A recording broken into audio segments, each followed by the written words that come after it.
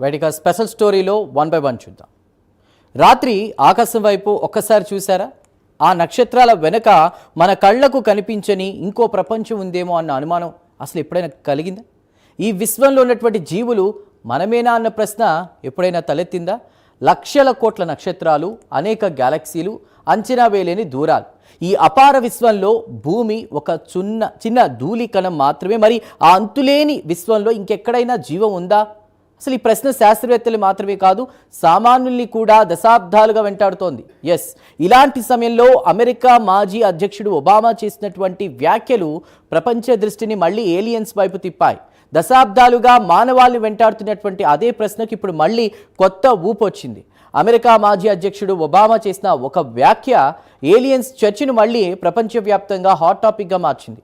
ఒక పాడ్కాస్ట్ ఇంటర్వ్యూలో ఆయన విశ్వం అంత పెద్దదైతే మనమే ఒంటరి వాళ్ళమని అనుకోవడం కష్టం అంటూ కూడా ఒబామా చేసిన వ్యాఖ్యలు ఏవైతే ఉన్నాయో ప్రస్తుతం అవి చర్చనీయాంశం అయ్యాయి. వారు కూడా ఉండొచ్చు అన్నటువంటి మాటతో ఒబామా ఆశ కలిగించారు. కానీ ఏరియా 51లో లేరు అంటూ ఊహాగానాలకు బ్రేక్ వేశారు. ఒకవైపు గుర్తు తెలియని ఎగిరే వస్తువుల వీడియోలు, సైనిక రికార్డులు, మరోవైపు ప్రభుత్వ నిరాకరణలు. ఇంతకీ నిజం ఎక్కడుంది? ఊహాగానాలు ఎక్కడ మొదలవుతాయి? విశ్వంలో మనమే ఒంటరి వాళ్ళమా, లేక ఇంకెవరైనా మనల్ని గమనిస్తున్నారా?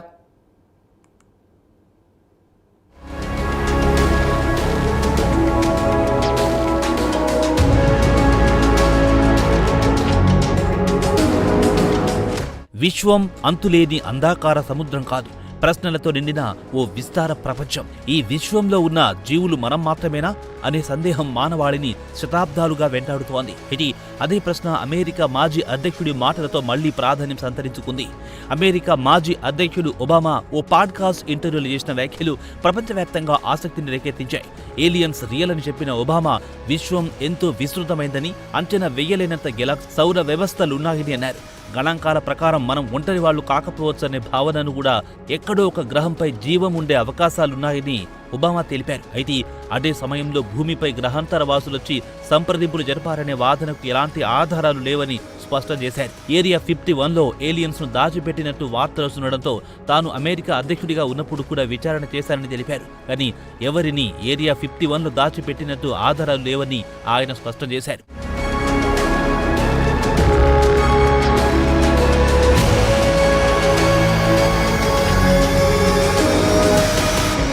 అయితే ఏలియన్స్ ఉండొచ్చు అనేది ఒబామా వ్యక్తిగత అభిప్రాయం. కానీ అమెరికా ప్రభుత్వం ఏలియన్స్ ను పట్టుకుని నెవాడాలో ఉన్న ఏరియా 51లో దాచిపెట్టిందనే కథలు పూర్తిగా తప్పని ఆయన స్పష్టంగా చెప్పారు.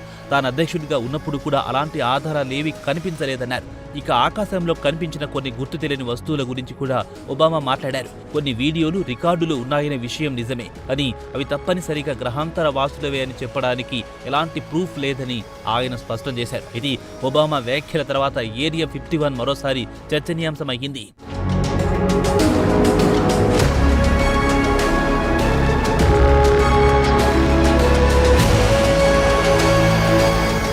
అమెరికాలోని నెవాడా ఎడారిలో ఉన్న అత్యంత రహస్య సైనిక స్థావరం ఏరియా 51. అయితే గత దశాబ్దాలుగా ఏరియా 51 చుట్టూ అనేక కథలు ప్రచారంలో ఉన్నాయి. హాలీవుడ్ సినిమాల నుంచి సోషల్ మీడియా వరకు ఆ స్థావరాన్ని గ్రహాంతర వాసులు ఉన్నట్లుగా చిత్రీకరించారు. కానీ అధికారికంగా ఇది అత్యాధునిక రక్షణ సాంకేతిక పరికరాల పరీక్షల కోసం ఉపయోగించే కేంద్రం మాత్రమేనని అమెరికా ప్రభుత్వం ఎన్నోసార్లు వెల్లడించింది.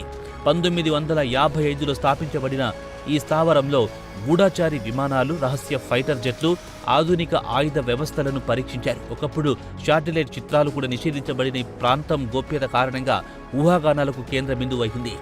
అయితే ఇటీవల మరోసారి చర్చకు కారణమైన అంశం యుఎస్ ఎయిర్ ఫోర్స్కు చెందిన రిపర్ డ్రోన్ల రాడార్ రికార్డింగ్స్. మధ్యప్రాచ్య గగనతలంలో గుర్తు తెలియని ఆకారాలు, అసాధారణ కదలికలు నమోదయ్యాయన్న వార్తలు ఆసక్తి రేకెత్తించాయి. అయితే ఈ వీడియోలు గ్రహాంతర వాసులవేనని నిరూపించే స్పష్టమైన ఆధారాలు లేవని నిపుణులు చెబుతున్నారు. కానీ ఆకాశంలో గుర్తు తెలియని వస్తువులు కనిపించడం మాత్రం వాస్తవమేనని ఒబామా అంగీకరించారు. ఇదే అంశంపై ఆయన టెలివిజన్ ఇంటర్వ్యూలో కూడా మనకు పూర్తిగా అర్థం కాని వస్తువులు రికార్డింగ్లో ఉన్నాయని పేర్కొన్నారు.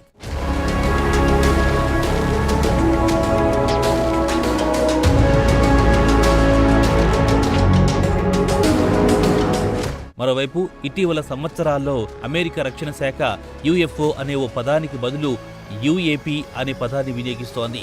గుర్తు తెలియని వైమానిక పరిణామాలపై ప్రత్యేక దర్యాప్తు విభాగాన్ని కూడా ఏర్పాటు చేసింది. స్థానిక పైలట్ల కెమెరాల్లో నమోదైన కొన్ని వీడియోలను డీక్లాసిఫై చేసి విడుదల చేయడంతో ప్రపంచవ్యాప్తంగా ఆసక్తి మరింత పెరిగింది. వేగంగా కదిలే గాలికి వ్యతిరేక దిశలో తిరుగుతున్నట్టుగా కనిపించిన ఆ వస్తువులపై ఇప్పటికే క్లారిటీ రాలేదు. అయితే అవి తప్పనిసరి గ్రహాంతర వాసుల సంకేతమేనని చెప్పడానికి ఆధారాలు లేవని అధికారులు స్పష్టం చేస్తున్నారు. అయితే విశ్వంలో జీవం అన్వేషణ మాత్రం కొనసాగుతోంది. నాసా సహా ప్రపంచవ్యాప్తంగా శాస్త్రవేత్తలు కొత్త గ్రహాలను గుర్తిస్తూ జీవానికి అనుకూల పరిస్థితులను అధ్యయనం చేస్తున్నారు. రేడియో సిగ్నల్స్ ను పరిశీలించే పౌర శాస్త్రవేత్తల ప్రాజెక్టులు కూడా గతంలో పెద్ద ఎత్తున సాగాయి. వేల కోట్ల సిగ్నల్స్ లో కొన్ని ఆసక్తికర అభ్యర్థులను గుర్తించినప్పటికీ అవి గ్రహాంతర వాసులవేనని నిర్ధారణ కాలేదు. విశ్వ దూరాలు అపారమైనవని, ఒక సౌర వ్యవస్థ నుంచి మరో దానికి ప్రయాణం సాంకేతికంగా ఎంత క్లిష్టమో శాస్త్రవేత్తలు గుర్తు చేస్తున్నారు.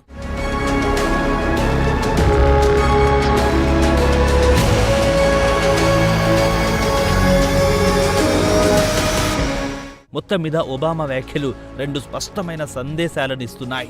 ఒకటి, విశ్వ విస్తారాన్ని దృష్టిలో ఉంచుకుంటే మనం మాత్రమే ఉన్నాం అనుకోవడం కష్టం. ఇక రెండోది, ఆధారాలు లేకుండా సంచలన సిద్ధాంతాలను నమ్మడం సరికాదు. ఏలియన్స్ ఉన్నారా అనే ప్రశ్నకు ఆయన ఇచ్చిన సమాధానం ఆశావాదంతో కూడిన శాస్త్రీయ దృక్కోణం. కానీ వారు భూమిపై ఉన్నారా, ఏరియా 51లో బంధించబడ్డారా అనే ప్రశ్నలకు మాత్రం ఆయన స్పష్టంగా లేదు అని చెప్పేశారు.